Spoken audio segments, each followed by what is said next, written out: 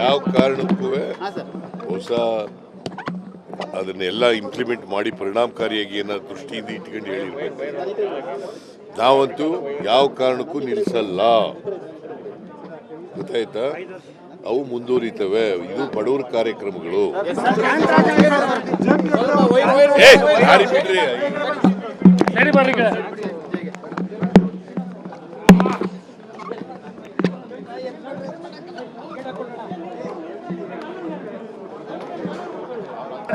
ಯಾವ ಕಾರಣಕ್ಕೂ ಹೊಸ ಅದನ್ನೆಲ್ಲ ಇಂಪ್ಲಿಮೆಂಟ್ ಮಾಡಿ ಪರಿಣಾಮಕಾರಿಯಾಗಿ ಏನೋ ದೃಷ್ಟಿಯಿಂದ ಇಟ್ಕೊಂಡು ಹೇಳಿರ್ಬೇಕು.